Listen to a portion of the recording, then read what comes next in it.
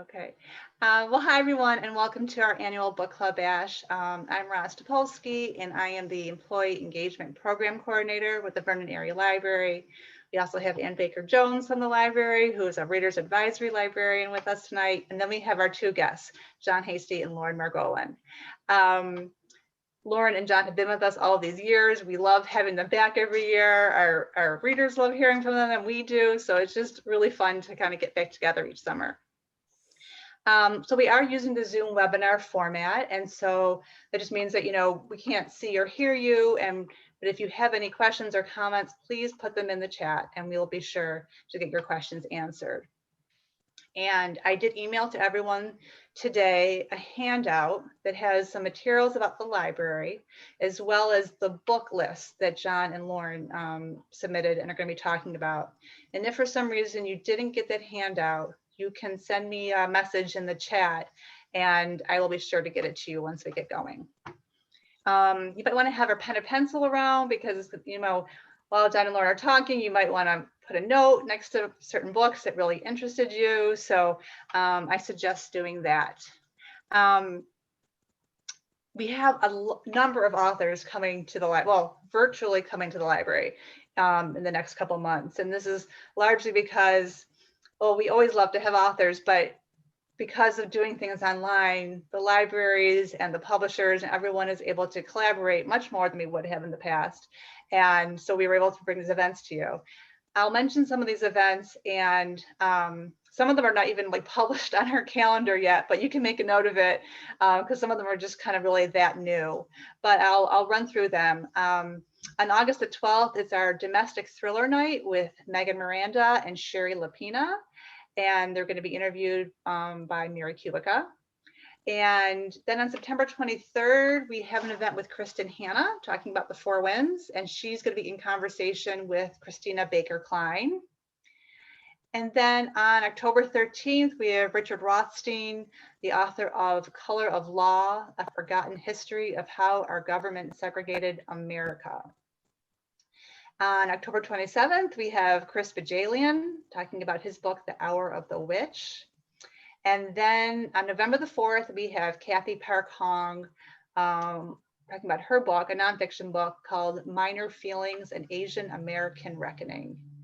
And so we're really excited to bring all those events to you. And yes, like I said, keep a lookout for all of them if they're not already published on our calendar. We are going to have a little bit of fun tonight too. So at the end of the program, if you stick around until the very end of the program, I'm going to put in the chat a link to a 5-question book trivia quiz. And the first 30 people to complete the quiz accurately will receive an email from me to come into the library to pick up an advanced reading copy from our adult services desk. And I know in the past years, people love getting the free books at this event. And so we still want to continue with that tradition. So you'll get an email from me if you're within the top 30 and you answered all of them correctly. So stick around to the end. So our first speaker tonight is John Hasty. John is a sales rep with Random House. He's been there for a long time, I think about 20 years. Yeah. He sells to bookstores throughout the Midwest, many of them the ones probably that you visit. And we're really pleased to have John back with us tonight. So welcome. Thank you. I'm really honored to be invited back. Thank you so much, Roz and Ann. This is a really special program. Of course.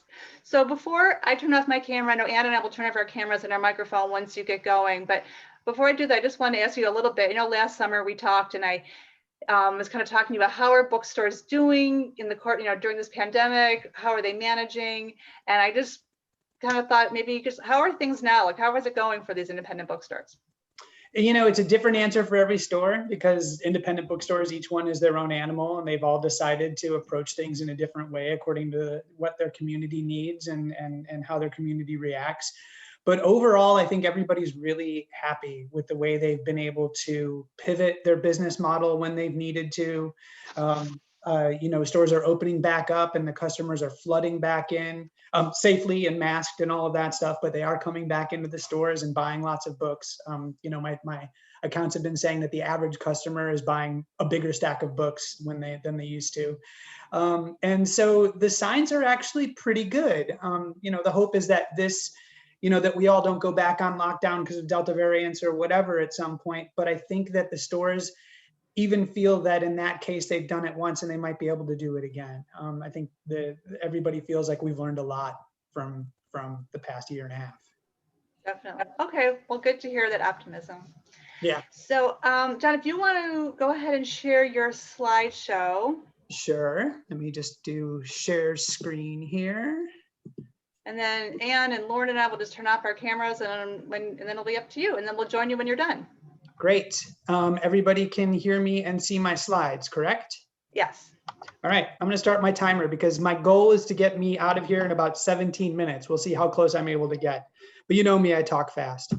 All right. So I'm going to start by talking about, I'm sorry, as soon as I can get my slides going, there we go. Current and recent fiction. I've got a little something here for everybody. So if you don't see a book in the first couple, don't worry. The third or the fourth one's going to be one that you're going to be excited about. I'm excited about all of them. I read a lot of stuff. So I'm going to start with a book called How Beautiful We Were by Mbolo Mbui. Now, she wrote an amazing book a couple of years ago called Behind the Dreamers, which is this beautifully written novel about African immigrants in New York City. It was an Oprah pick, sold really well, got tons of critical acclaim.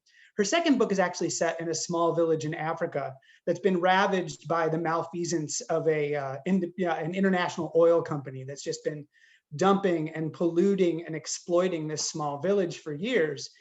And the village almost accidentally ends up kidnapping a couple representatives of that company when they come to visit, and they decide they're just going to roll with it and they're going to actually kind of fight back, put their foot down.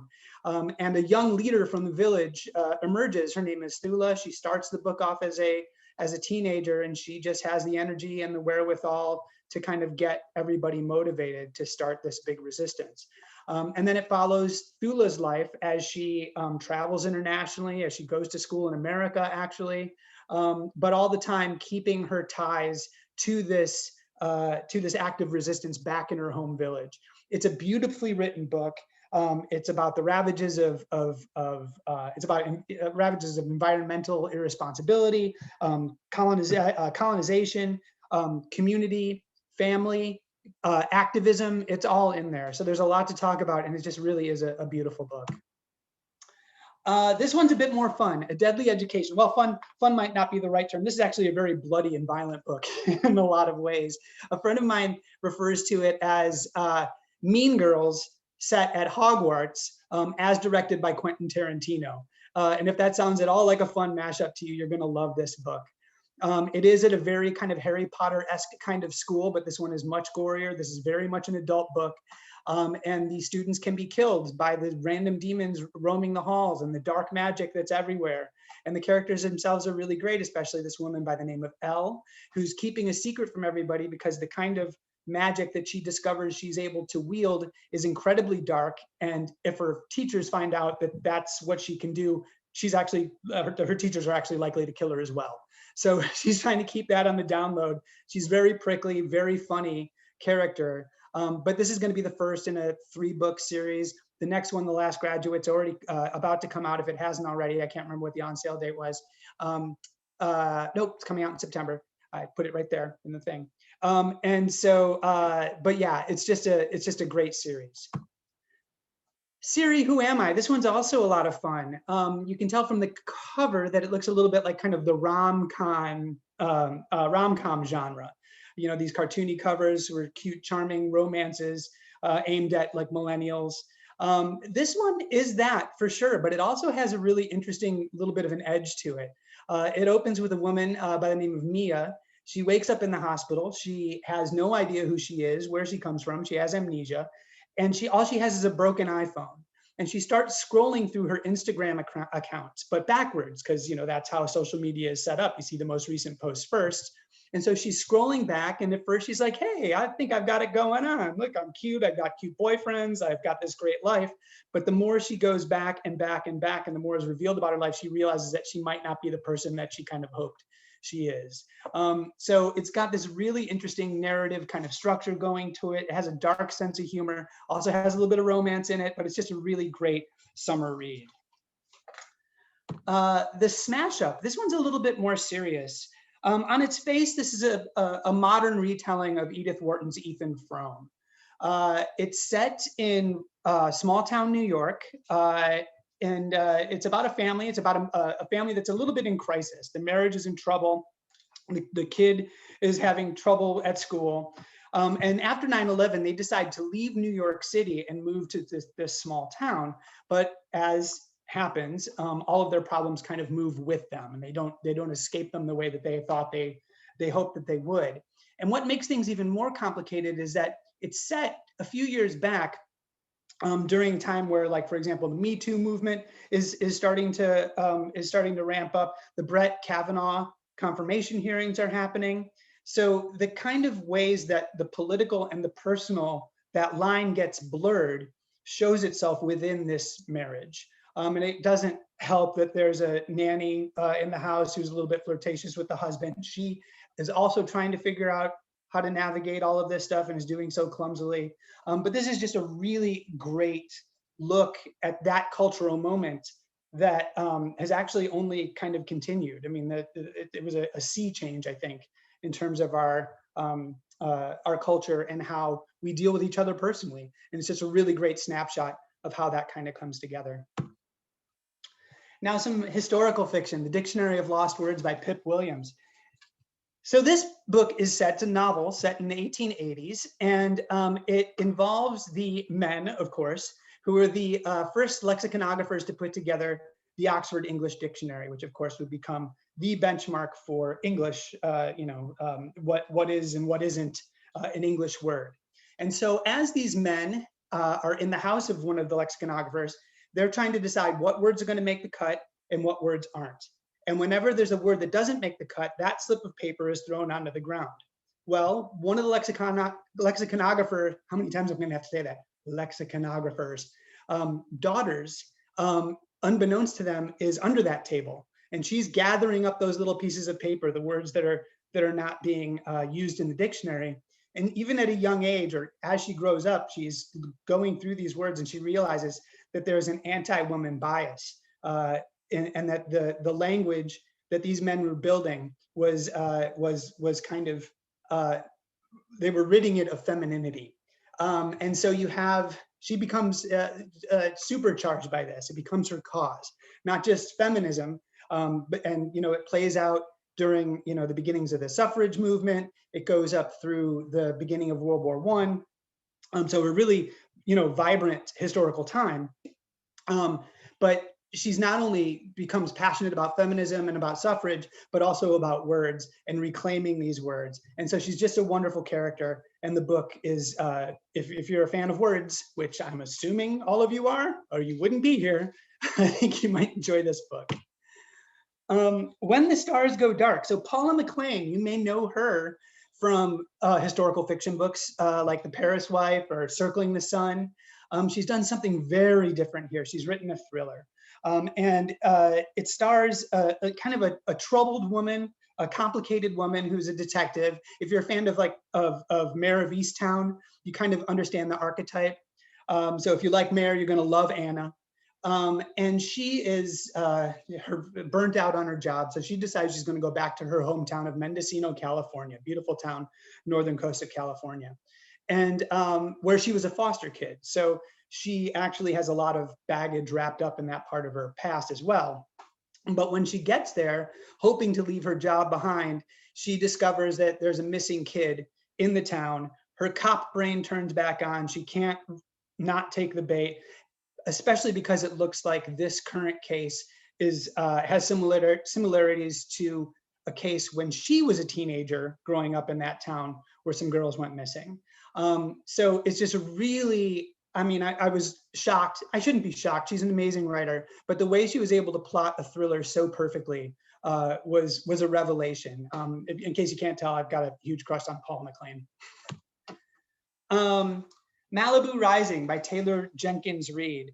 She wrote this really great book a couple years ago called Daisy Jones and the Six. Some of you may have read it. It was about a rock band in the 70s, fake rock band in the 70s, told as an oral history. She's moved from the 70s now to the 80s, and she has set this book in California in a beach house in Malibu. It takes place over the course of one day, ostensibly. The actual action does. Of course, there are lots of flashbacks into the lives of the characters. And the characters are these 4 overachieving siblings. They're the children of a very famous singer, thus the mansion on the water. You know, they're supermodels and professional surfers and photographers, just, you know, these amazing kids. And they're getting ready for the big party at the end of the summer, their big annual blowout, which is going to happen at the end of the book. As you're reading this book and as you're kind of piecing things together about the secrets that these siblings have been hiding even from each other, despite their closeness, you realize that this party is not going to go well. It's a doomed party. So you kind of see that on the horizon as the book goes further and further. Meanwhile, you just fall in love with some of these kids. It's a really fun read, perfect summer read, obviously. And because I think a lot of book clubs have been reading a lot more nonfiction lately, just because it helps, I think, to discuss what's going on in our world lately. And so, you know, I've just been discovering that a lot more people have been adopting nonfiction books for their book clubs, which has been pretty exciting. So I'm going to bring up a couple books here that I think have a lot to talk about. And the first one is by Riva Lehrer. She is a Chicagoan, and she is an artist, and she is one heck of an artist. In fact, she's very important. Her work shows in the National Portrait Gallery, museums all across the country. There's some examples of her work here on my slide. But this is the memoir of her life, which is remarkable because she was born with spina bifida and was told, her parents were told that she wasn't going to live past the age of like 8 or something like that. Like if she lived to 8, she'd be a miracle. Well, Riva's mother said, forget that. I'm going to make sure that this kid has the best life that she could possibly have until she dies. And lo and behold, she's 60 something now. And because of her family's support, because her mom never gave up, but also because of the community that she created around her of other people who have conditions that have made their lives difficult, she became this incredible creative person. And in fact, if you look at some of the paintings here on the slide, these are actually her friends. These are some of the friends who have inspired her. And so this is it's actually, yes, it's heartbreaking, and yes, it's sometimes hard to read, but it has such a great heart to it. It has such a sense of humor, and it you know, investigates family, creativity, but also kind of our culture's reluctance to accept anything that is even mildly outside of normal, or to think of it as other. And it's handled beautifully. I was glad to see that she writes as well as she paints. And in fact, I was shocked to see how well this book was written. So please give it a chance. And again, Chicago, hometown lady, give her a shot.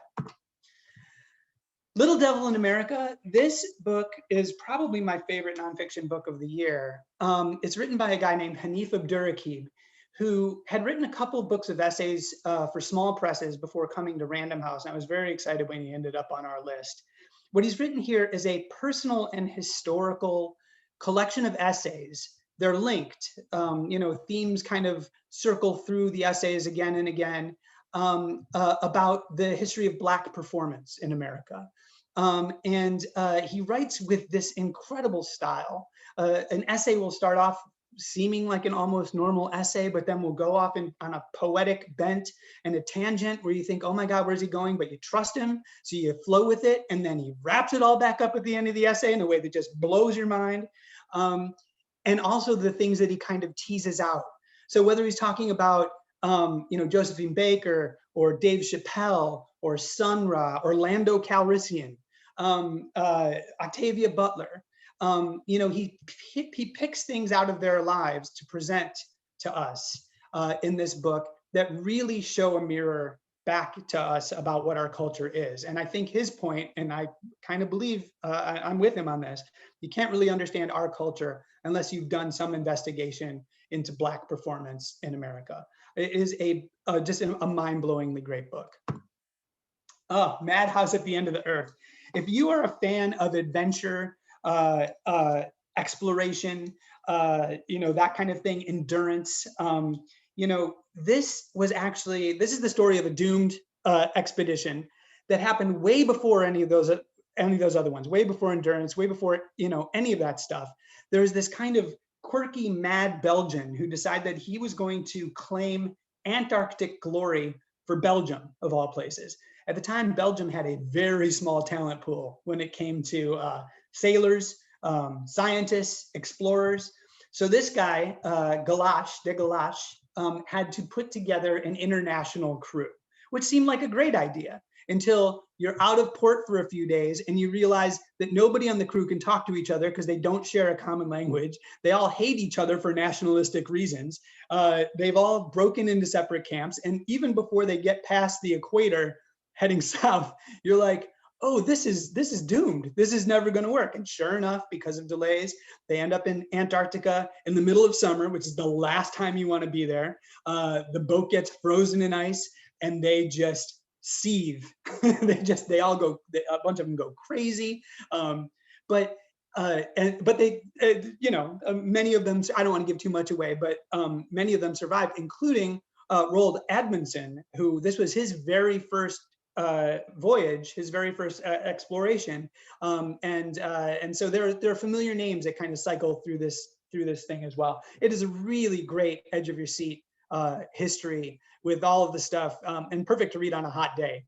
So there you go. The Ride of Her Life by Elizabeth Letts. I've been a fan of Elizabeth Letts for a while. She's written these horsey nonfiction books. The $80 Champion, The Perfect Horse. Maybe some of you are familiar. This is another one of her horsey books, but it's a slight variation. This is the story of a woman named Annie Wilkins, who in the 1950s, her farm in Maine is foreclosed upon and she has no family left and she has nowhere to go. Some friends say, hey, you can sleep on our couch, but we don't have much work for you. And she says, no, you know what I think I'm gonna do? I've always wanted to go see the Pacific Ocean. So she has an aging but steady horse, and she and her scrappy little dog, Dépêche-toi, they get on the horse and they're gonna ride to the Pacific Ocean, gonna ride to California. And it is such a wonderful story of perseverance and American culture.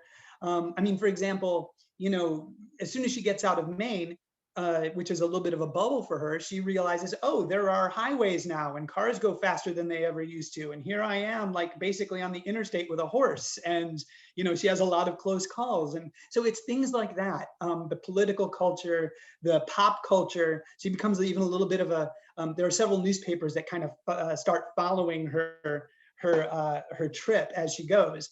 But my favorite part of the book is actually what makes it so charming and endearing is that there are a lot of, she's the benefit of a lot of random human kindness. People who take her in, people who offer her jobs, people who offer her wedding proposals. But she decides, no, I'm just gonna keep going. I really wanna see the Pacific before I die.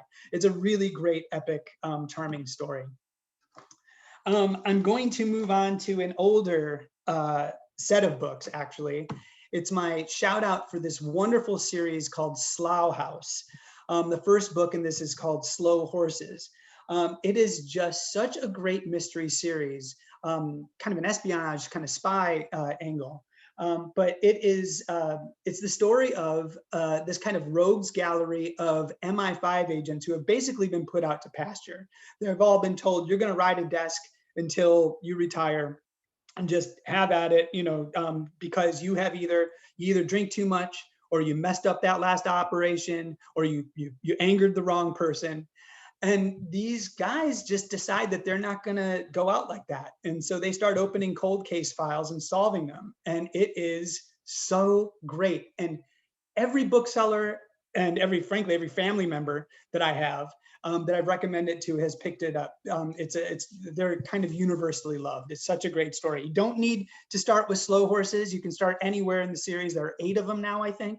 But Slow Horses is just so much fun that you might as well start there. All right, I'm just going to go through a couple quick sneak previews. Clark and Division, this comes out in August, so I guess next month, actually, time flies. You might be able to tell from the cover and from the title that this does take place in Chicago. It is a mystery.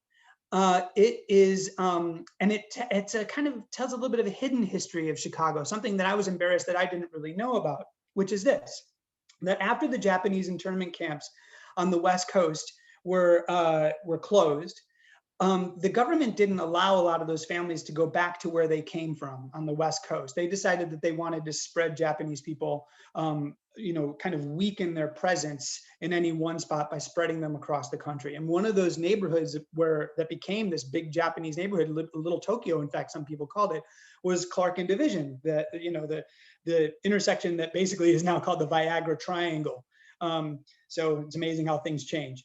But so it follows a woman by the name of Aki, who is relocated to Chicago. She finds out that her sister has supposedly killed herself. Well, she just doesn't believe that Rose would do that. Just not going to happen. So she makes it her mission to try and find out what actually happened to her sister. It's a perfectly paced mystery, great characters. I just have a couple more to go. I'm sorry, I'm running a little bit long, but I will just plow through these last two. Our Country Friends by Gary Steingart. We are entering a time where there are going to be a lot of novels and books about the pandemic, right? I mean, it's just inevitable. They're just going to be coming and coming and coming. I already think that this is going to be the ones that just stands the test of time. It's written by Gary Steingart, who has always been a favorite author of mine, but this feels like a much bigger book to me. It takes place in a small estate, again in rural New England, where a Russian novelist living in America has decided that he is going to invite a core group of friends from his past to quarantine with him at this estate. And so they kind of arrive one by one by one. You get to know their histories, very intertwined, complex relationships, but also very funny and very charming, just wonderful characters. And so, you kind of start to see how their relationships came together. You see how their relationships might be in trouble. But the whole thing, there's an added level of chaos. This Russian novelist is trying to have one of his books adapted into a movie.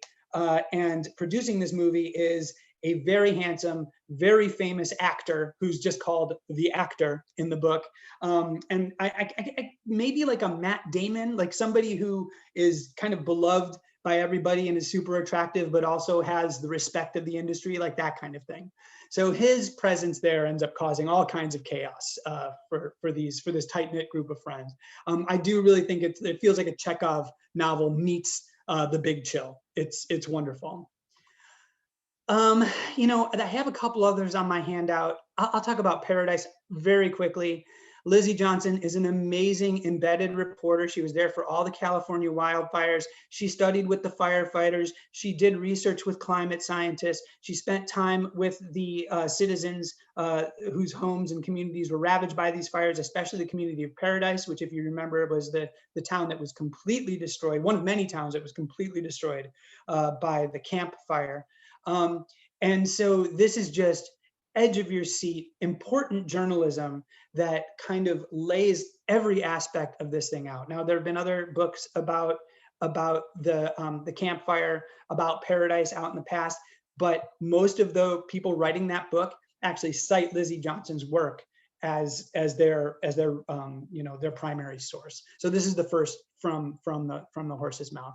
And then Invisible Child, this is just an incredibly important book. It started off as a Pulitzer Prize winning series in the New York Times, in which Andrea Elliott spent 2 years shadowing this family who, because of gentrification, was booted from their place in Brooklyn, had to spend their lives in homeless shelters.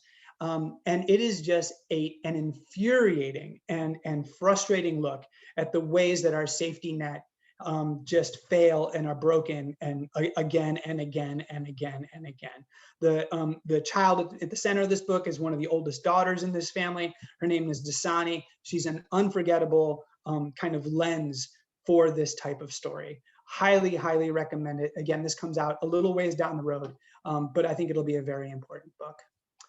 And I apologize for taking a little too long, but I think I will back away from the mic. That's okay. Thank you, John. I love the way you talk about your books. You mean quickly? So very quickly. Yeah. It was quick, but you've so much enthusiasm, so no problem. So, so John, if you want to sit back and you can turn off your camera and mic, and then maybe at the end, I'll bring both you and Lauren back after, and then we'll do some questions then. Okay, so now I want to welcome our second guest, Laura Margolin, who probably is also a familiar face to you if you've been at this event in the past. Lauren is also known as the Good Book Fairy. She is a popular book blogger, but she also happens to live in our library district, so we're lucky about that. And she has followers really like all over the country. And if you want to read more about her reviews, you can follow her on Facebook, or you can go to goodbookfairy.com and you can see what she's up to. So welcome, Lauren. Thank you so much for having me. I was trying to count the years too. I think it's 9, but that would just make me feel like we've really been doing it 9. So I don't know, maybe 7. I think it's an odd number, whatever it is. But thank you. I love both of you. You guys do so much for our library. So thank you very much. You're welcome. Well, it's our pleasure to have you again. And I'm going to pull up your slides and hopefully, I think this should be good. Can you see them? I can now. Okay, so I will advance them when you're ready. I'm ready. Okay. Hang on. One sec. That's okay. So I'll just start by saying the first 6 books have already come out, and but they were ones, if we would have had this event in June, they would have been on my list. So I'm just going to talk about them in just a couple sentences. Yeah. So Hey, Lauren, I have to try this again. Sorry, Lauren. Hang on. That's okay. I'm just happy this is happening to you, not me. Okay. There we go. Right? Okay. Now we're good? So these are the ones that are available now. You can go to your library and get them. So the 7 Days in June is just a fabulous rom-com, romantic comedy that it has also a lot of serious notes, but I wanted to bring it up because the main character suffers from debilitating migraines. And I've been seeing a lot of authors bring up their disabilities in their books. And it just makes this book so much more real to see how people deal with that. Anybody who's had a migraine would know that how she's dealing with it, but it's just a great story of a strong woman, strong mother, and an incredible romance that has to do with books as well. Kelly Rimmer's book, if you read The Things You Cannot Say, you absolutely must read this. I didn't realize there was going to be cameo characters from that book into this book. Just phenomenal historical fiction, reminiscent, the main character of like Irina Sendler, who saved hundreds of Jews from the Jewish children from the Warsaw Ghetto. And then Nowhere Girl is just wackadoodle. So this, the Cheryl Diamond, which is her latest name, by the time she was 9, she lived in 12 countries, 5 continents, and had over 6 identities. She grew up with a family of fugitives. And this book just takes you on the ride. It's really kind of unbelievable. And this, all you want to do is Google, but because of her multiple names and her family's multiple names, it's not easy. So just a great and different book that I think people will like if you enjoy memoirs. So we can go to July. Roz? Next. Hang on 1 second, Lauren. I'm working on this. I don't know what I'm having a problem with. Oh, there we go. Okay. Okay, so July. So Razor Blade Tears, again, you know me, I'm awful. Sometimes I judge a book by its cover. I had no interest in reading it just because I don't know why. And a lot of people on my Tell Me What You're Reading Tuesday that's on Facebook were loving it. So I picked it up and I read it, I think, in 1.5 days. Basically, real quick premise, it's a Black father and a white father who find themselves together at their sons who are married at their funeral. Both of them had suffered from homophobia. Both of them are ex-cons, and neither of them were so thrilled about their sons being married. So after this brutal murder, both of them, being ex-cons, decide to partner up and go out for vengeance and find the murderers. It's somewhat violent, but it is so good, and it just makes you, they're redemptive, and their ability to find acceptance for their children even after they're gone is just wonderful. Kristen Harmel, The Forest of Vanishing Stars, I don't need to say anything about her. If you like historical fiction, you have read one of her books. This one just came out. I highly recommend it. Count the Ways by Joyce Maynard. I think the last one I read of hers was Under the Influence. I know a lot of book clubs did that. This one is a family saga, very much centering on the wife. I would say if you liked The Most Fun We Ever Had by Claire Lombardo, you will love this book. It's a character study, but it is a great story. Next, look how fast I'm talking to get through them all. If Roz? Yeah, for some reason it's like delayed, Lauren. I'm so sorry. I'm working Don't on worry, it. don't worry. I'm okay. I feel bad. I feel bad going over my time. I'm going to start talking about the next. Okay. So this one actually is in the middle, the second to the left. It is The Bloom Girls by Amy Pine. So Amy, actually, she's a local author, so shout out to that. And she has numerous best-selling cowboy romance novels. I think she's won USA Best-Selling Awards for them.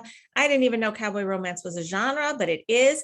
And she wanted to reach out and do some women's fiction. So this is her first attempt, and she really succeeded. I'm just going to say this book has wit. It has humor. It's about a Jewish family in the Chicago suburbs. You will find yourself at not Ravinia, the Botanic Gardens. You'll find your place. She mentions all the restaurants that you like to go to. So you'll really feel at home reading this if you're local. It's about mothers and daughters mostly, but it's also about divorce. It's about second chances. It's about pregnancy, and just has a lot of heart. I don't want to say too much about it, but I will say this: the cover doesn't do it justice. And I called her when I read it, and I told her, and I felt bad, but this book is so much more than that cover that looks more like Babysitter's Club. I don't know. I loved this book. I think everyone will too. So I highly recommend it. Once There Were Wolves. So this is by Charlotte Mcconaughey. And last year I introduced to you guys Migrations, which was her debut book. And that one, it took off. It did phenomenal. And that one was about the extinction of birds and how our world will function. But there's also like a mystery and romance. This is kind of the same thing, but it's about wolves. So not only does this teach you a little bit about the wolves' lives and how they breed and how they just operate, but what happens when they're gone and we have to reintroduce them to society. So that is enough reason to want to read this book. But besides that, there's this phenomenal sister twin bond. There's a lot about overcoming trauma. It's just a beautiful daughter and father story. It's just got a lot of heart. And what's beautiful about this author is just her language. She just can write so succinctly and put words together so perfectly in such a small amount of space. So I highly recommend either one of them. Again, I think Migrations just came out in paperback. The reading list, so that's the one at the far right. So right now, you all know if a book has, the word library in its title, if it has reading, if it has any bookseller, anything reading book, people are going to buy it. It's just the hot word right now. This one deserves like every single thing in it, though. It is so heartwarming. The author is an English Indian debut author, and this story is about an elderly man who lost his wife, who was a consummate reader, and him trying to forge a relationship with his young granddaughter. So at the library they go, and they meet upon, I think she's a 17-year-old girl who is not a reader, but she works at the library based on her brother's suggestion. And together, they kind of form their own little book club based on a list that this Alicia, the 17-year-old girl, had found. There's some amazing titles from To Kill a Mockingbird to The Book Thief. All these books are in there. And what makes it so special is by the end, and this great storytelling will do this, is it made you believe how powerful fiction can be in healing. It can heal grief. If you read the book at the right time, you just, sometimes it was meant to be in your lap. And it kind of discusses that in a way that how books can be redemptive to our souls if you're reading the right way. So reading the right book at the right time. So it's a beautiful story. And then the one with the big sunburst is The People We Keep. And that is by Allison Larkin. She also has some YA books under Allie Larkin, but this is an adult novel, but the main character is 16. So I really think this could go YA as well. And it's got a musical background by singer. She's a singer-songwriter at a young age. And because Daisy Jones is that John just mentioned, that's one of my most beloved books. I just adored it. And I feel like so many books have come out about songwriters and music, and none of them have done the justice, but she did a really great job with this. And was very impressed with it. April is 17 or 16, and she's just really had a crappy life. Her mom ditched her and her dad. They live in a motorhome that isn't even a motorhome. It's like a busted up trailer, and her dad doesn't even live with her. He is with his new girlfriend shacking up. So she spends most of her life alone. sneaks out to sing. And finally she decides, I got to get out of here. Circumstances lead her to that. And basically this is her journey. I'm traveling all around the Eastern Coast, finding places to play her music and making a life. And it's The People We Keep is just the most perfect title, because not everybody she meets is great, but it's how people's kindness can just at moments literally lift you up when you need it. They become family. These are strangers. It's about picking the, choosing your family rather than living with the family that you were born into. It's just a beautiful book, and it's an easy read, a very quick read. So I highly recommend that as well. So those all come out on August 3rd. And as I've mentioned before in prior talks, books come out every Tuesday, but personally, and maybe John can tell me this later, I always think the first weekend of the month, the first Tuesday of the month is always the best, but that's it. Okay, so The Heart Principle by Helen Hwang. So this is the third book in her The Kiss Quotient series. This one is very reminiscent to the first one. The second one, for me, just fell a little flat, but this one I just loved. It's steamy as always.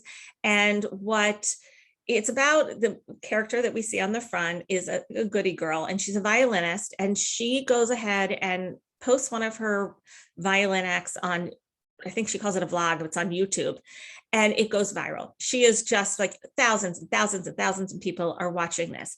And after that, she just gets stuck. I imagine it to be like writer's block for a musician, and she just can't produce anything.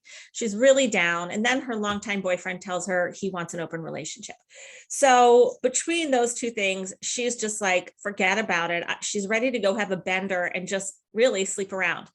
In that, she meets Kwan, who we have met Kwan in, I think, the first book, and watching how their relationship has lots of starts and stops and starts and stops is just a riot. And what I think that Helen Hwang does really beautifully is, because in midlife, she found out that she suffers from Asperger's. She has always, in all of her books, created an adult character that falls somewhere under the autism spectrum. So each one has a little, in the three books, have had a different part of something under the spectrum. But again, showing disabilities in beloved characters, I think, is really trending. And it just is very relatable to people, whether you have that or not. It just shows what people go through. So great, great summer read, August 31st. That'll be there for you. Okay, so on the 7th of September, Sally Rooney comes out. Now, I know Sally Rooney is a beloved author for many, but this is the first Sally Rooney I've read. I don't know what I've been doing that I haven't read her before, but she just can put relationships, like make you fall in love with these people and create the relationships that have so much tension and intimacy, and you are part of it on the page. So this is about four people in their 20s, Felix, Alice, Elaine, and the other one will come to me probably. I forgot the other guy's name, but they're in their 20s and they're kind of overshadowed with that kind of doubt in your 20s. Like, am I doing what I should be doing, or what I should be doing what someone else is doing? And they're all kind of figuring life out together. There is a lot of deep emotion. There's a lot of loneliness and insecurities in these characters, but there's never any telling. She just shows it. And when I was thinking about this book, it's almost like she puts words to the wordless. Those emotions you feel that you could never put into words, she does for you. And maybe that's why people just love her books over and over. So it's really just a character study of these four people. And I just hope you enjoy it. The Stolen Hours by Alan Eskins also comes out on the 7th. So if you haven't read Alan Eskins, get yourself going. His first book was The Life We Buried, which is just amazing. He's a Minnesotan author, and he just writes these small, quiet romances. But what blossomed from his first book, The Life We Bury, is every character, whether they were minor, like minute minor, or major, has now gotten their own book. So in this book, we have Lila, who was in the first book and did play a big role there.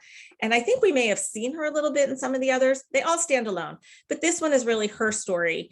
And it's a mystery, and there's a serial killer, and she's after this, Lila, to figure out what's going on. But there's also a very, very unjust and shady justice system that is in this small town. So it's kind of like her battle against Will's It's a great story. I just highly recommend any of Alan Eskin's books. So I'm so looking forward to having more people read him. The World Played Chess. So this is by Robert Dugoni. So people who like detective books, detective procedurals, he is known for I think he's got 19 books out for his Tracy Crosswhite series, and he is beloved. But about 3 years ago, he came out with The Extraordinary Life of Sam Hell. And if you follow me on Instagram or Facebook, or even my website, you will know that I adored that book. And when I heard this was coming, I just couldn't get over it. I was so happy that he finally had, because in the meantime, he's had 2 more Tracy Crosswhite books come out. So this book is very different. It's a coming of age story, and it's told in the first person. So we are really getting in with the characters. The main character's name is Vincent, and Vincent's story is told as an 18-year-old, as an adult father of an 18-year-old, and also a character named William, who we meet while Vincent is in his 18-year-old voice, and later sends him his letters from his time in Vietnam. It is just one of the most beautiful books about men's friendships, men's hardships, men going to war, and what it does to them. It's just one of those books. I'm not sure by this cover and the title, I would have necessarily picked it up had it not been Robert Dugoni, but I feel like a better person reading it. So if that's not an endorsement, I don't know what is. I know men and women both will like it.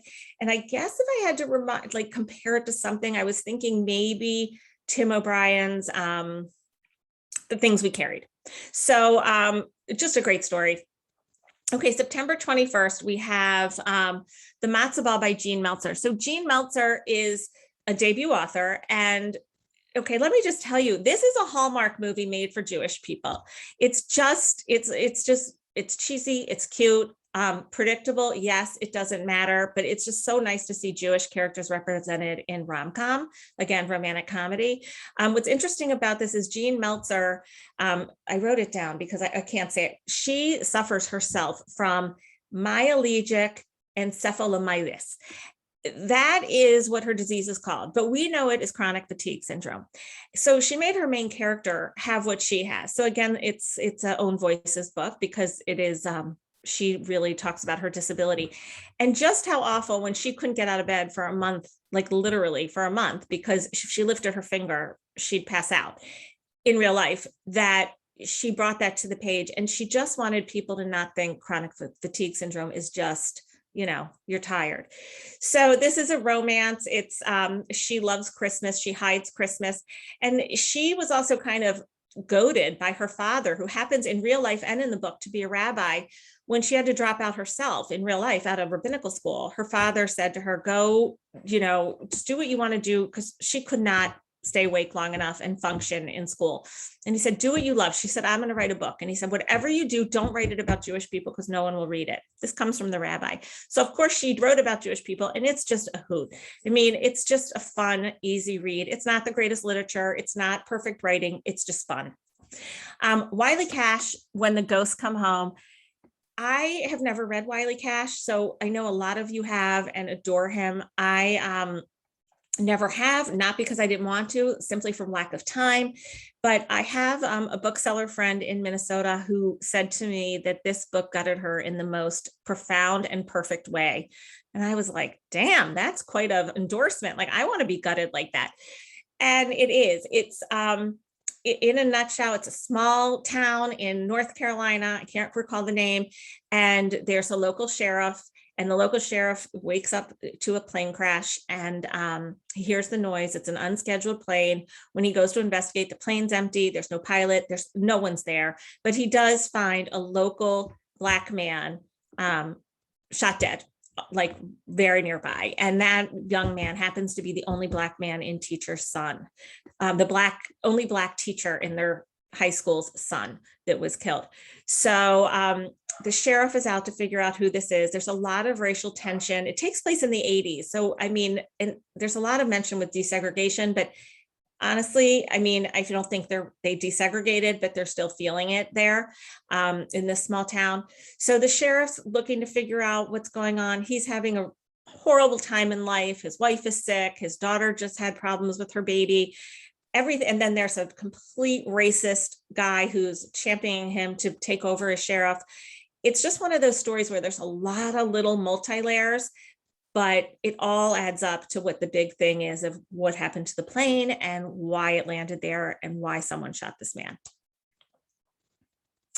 Okay, so Cloud Cuckoo Land. This is going to get like a half a second of my time. I adored his book that came out. I looked at 2014, All the Light We Cannot See.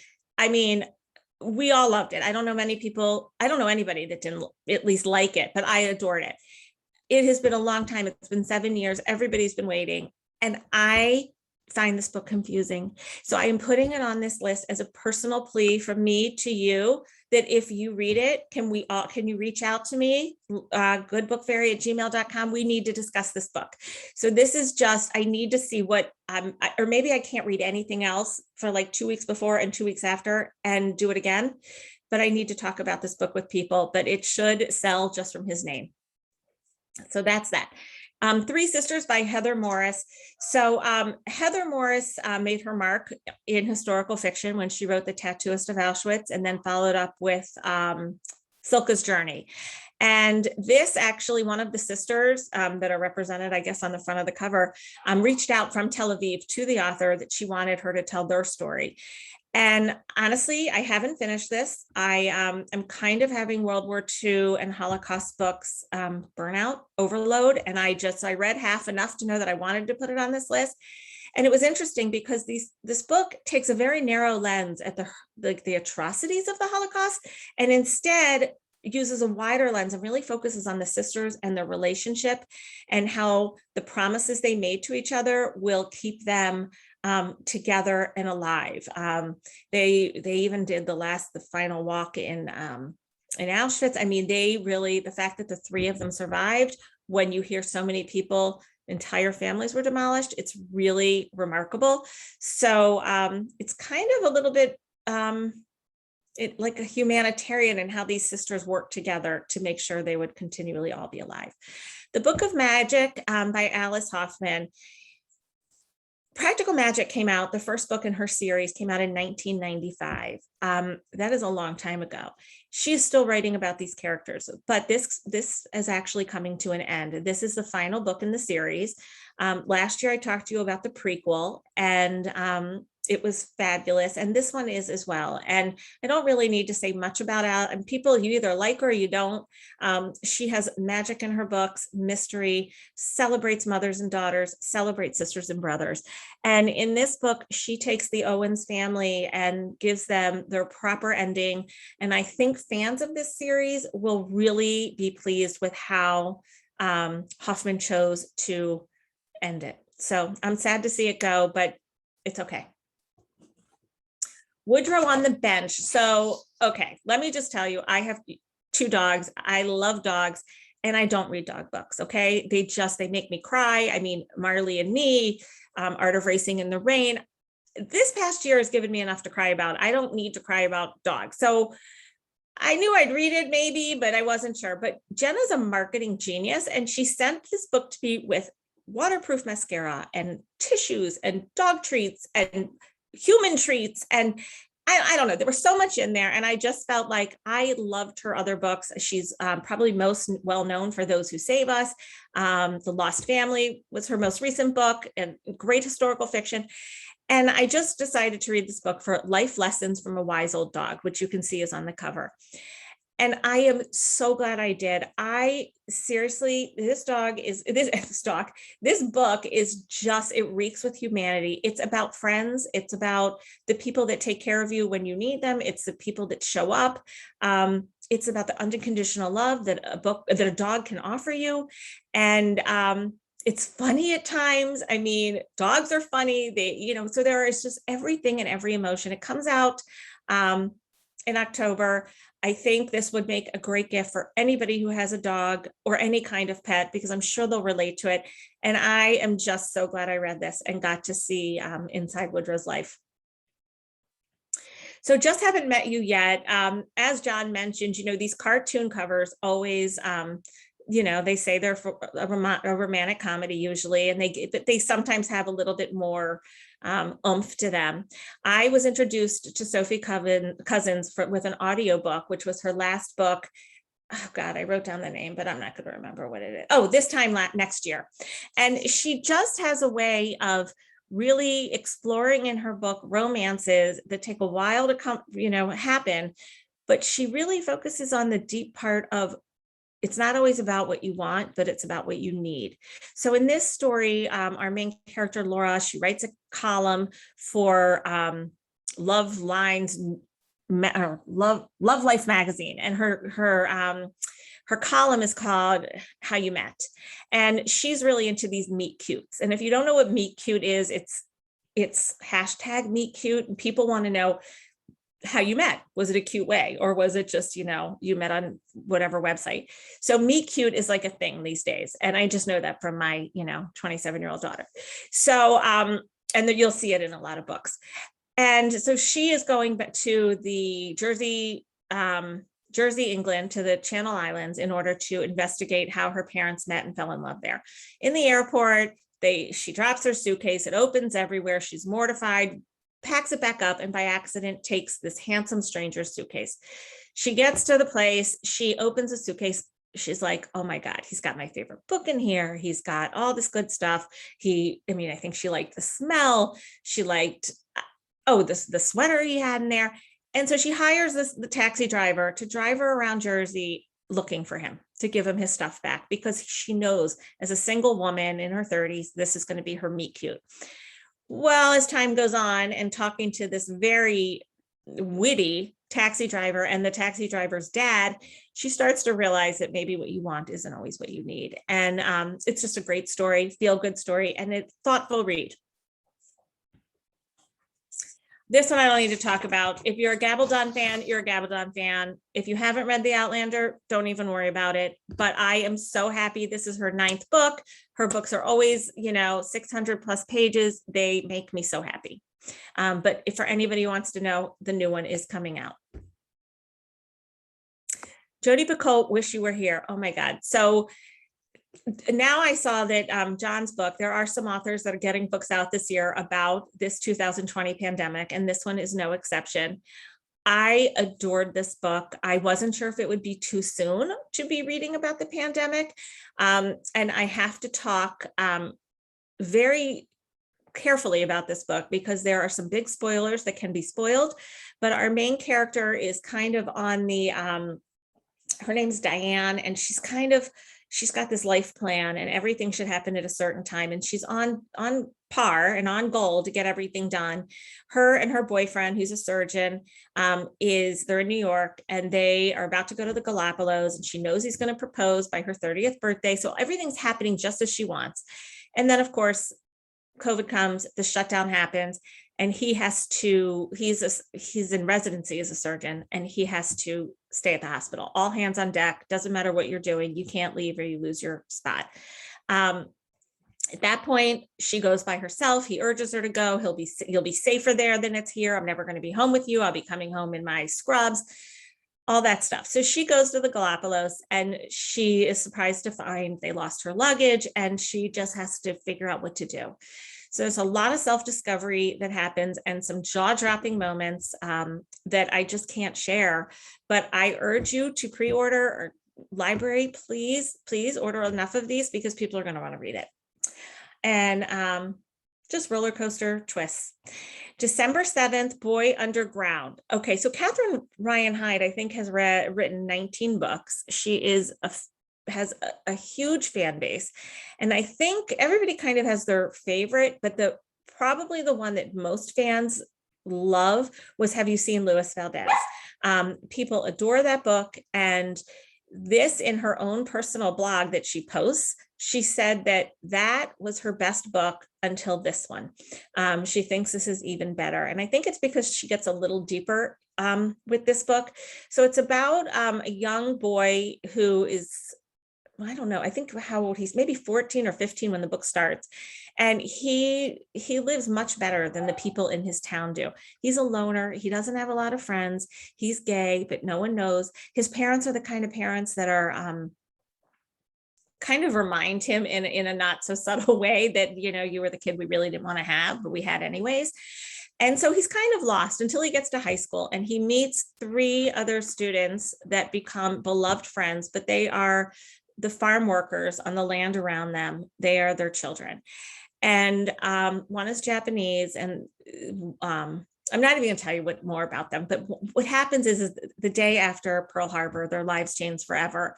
And this book is a testament to true friendship, acceptance, finding yourself, and not just accepting other people, but accepting yourself. And I just feel like it brings so many important life lessons to it. And we have the background of the war going on. So that's always like looming over them. You'll understand what Boy Underground means very plainly once you read the book. And I think if I had to compare this to anything, I would probably compare it to William Kent Kruger's latest book, This Tender Land. So that's a huge testament. So Kimberly Bell, my darling husband, she's just so good at creating these diabolical characters. I just think all of these ladies, you mentioned, Roz, that you're having this thriller night. And I mean, like, Mary Kubica could not be sweeter and cuter. And she writes these like horrific stories. I just don't know how they do it. But most of you know, thrillers are not my thing. I don't read a ton of them. I just try and keep enough, you know, at least a handful to 10 a year max. Mostly because I get scared. I mean, that's really the only reason, but I can't feel anxious for that long. But in this, My Darling Husband, they have a seemingly perfect life. It's Cam is the dad, Jade, 2 kids, and they own restaurants. And everything's really good. Jade goes to pick up the kids. She's driving them home, opens the garage. Inside the garage is a man with a gun who holds them hostage and is their kidnapper. Cam, her husband, has to come up with the money, and of course he can't. So there's tension right there that we have no idea why Cam can't find any money. We have no idea who the kidnapper is. And it's just one of those stories where the tension is high and we're all figuring out things pieces by pieces as it's told in 4 different points of view. We have Cam's point of view, we have Jade's point of view, we have the kidnapper's point of view, and we also have the interview. So it's one of these books that should be straightforward, but it's almost like a one sitting read, because if you don't just keep reading, you're going to just be thinking about it insanely. And I think that's it. That wraps it up.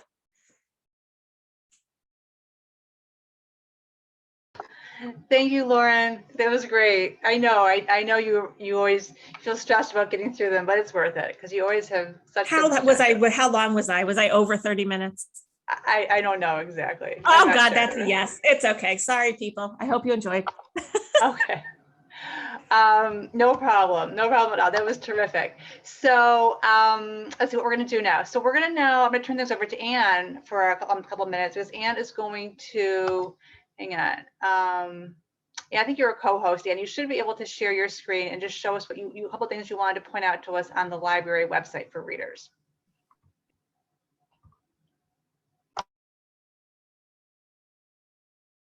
Oh, and you're muted right now. Forgot. Thank you.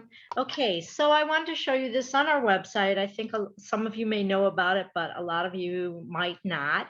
So here we are on vapld.info on our main website. And if you go to services and the menu pulls down, the third thing is for readers. If you click on that, you're going to get a whole lot of great things to look at. For example, twice a month, we have a blog, and we talk about different topics and different books that we've curated for it. We also mention some really noteworthy new books that are coming out, and they all link to our catalog, so you can place them on hold or see if they're available. We have on here what the readers advisors and the adult services librarians are reading. We call ourselves, several of us that do readers advise, read the book geniuses. And you can see our little information here, and so you'll recognize us by our face and what we like to read, and then what we recommend, what we've read recently. So that's, that could be, if you have somebody that you follow, that's a good way to see what they've been reading and what they like. We also have information on the library book discussions that are coming up. We have several different groups. We have an Own Voices group, a group for the 20 and 30 somethings, my novel night book discussion, and book discussions with Judy Levin during the day, and some nonfiction. There's also a teenage one, so we have quite a bit to pick from. Another thing that we have is a book club link, which does tell you about our book club concierge service, which is where, basically book club in a bag. If you want to get a number of books and the information about the books, about the author and questions and so forth, we have that service, and we have a list of all the books that we have in that service and some of the ones that are favorites. And going back, just to show you what else is on this page, there is a newsletter that the library sends out that you can subscribe to, books and authors emails from the library. And there is another one that you can subscribe to, which is called Select Reads, that every month myself and another librarian will go through an update by genre, some of the newest titles that we have in. So if you like to read mysteries or romance or science fiction, you can sign up for those and get them once a month in your mailbox. You can also find them on our website under, if you go back to our homepage, I'll show you what it looks like. Whoops, backing up here. Come on, back me up enough. Okay, research. If you go under online research and learning, there is called Book News. Also Select Reads. And every month, and where is it? Why is it not coming up? Well, there it is. Okay, so you can pick top titles. Hot picks that we've got, audio books, best-selling nonfiction, new fiction, book club picks. So I put these in the books in different categories, and you can look at them and you can see what the book is about, and you can check our catalog, and you can put yourself on hold for it. So that's a really good resource if you're looking for things to read.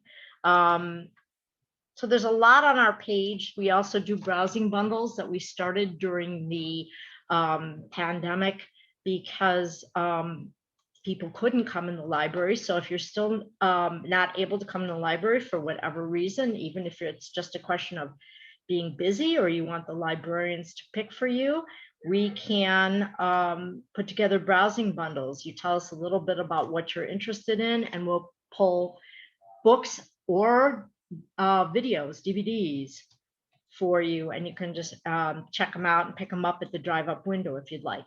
So this is a really great resource. It's for readers, and it's under services on the library home page. I hope I didn't confuse you, but Thank you, Anne. No, that's great. Thank you so much for pointing out those services. There's so much on our website if you just start browsing around. And again, that handout that I sent, I should have emailed to everybody earlier, should have a lot of those links in it.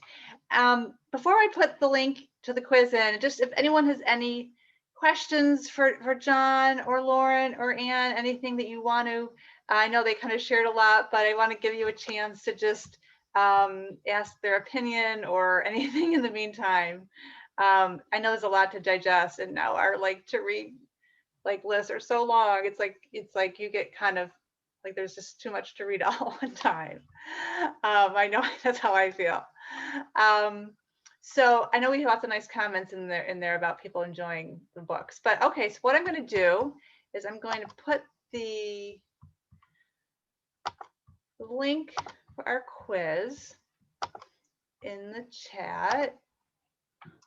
And so there we go. So you can go ahead and fill it out, and if you answer the questions accurately, and the first 30 people, so your chances are pretty good, you'll get an email from me to come by the library and pick out an ARC from our adult services desk. So in the meantime, I just want to thank John and Lauren and Ann for being here tonight. It's really just so much fun. The way you talk about books is just so exciting that like it just like it makes everyone just excited to go read. So that's what it's all about. Thanks, Roz. Thank you. Thank you. I just wanted to mention, we use some library lingo here, and ARC is an advanced reading copy, and that is what the publishers have sent to us. So book reviewers can read them, and librarians and other people, and pass the word around. So we have a lot of those every year. We give away our previous year's haul that we've gotten, and I probably have about 150 of them. A lot of them really great titles. So I encourage you to participate and come pick up at least one, maybe more of these free books. Sounds a lot like my basement. Yep. Looks like all my shells, although these are the only colored ones. All right, well, thanks for joining us, everyone. Thanks to everybody at home for joining us. We look forward to seeing you at the library soon, and Book Club Bash next year, of course. So Thanks for having me. of course. Good night. Good night. Thank you. Good night.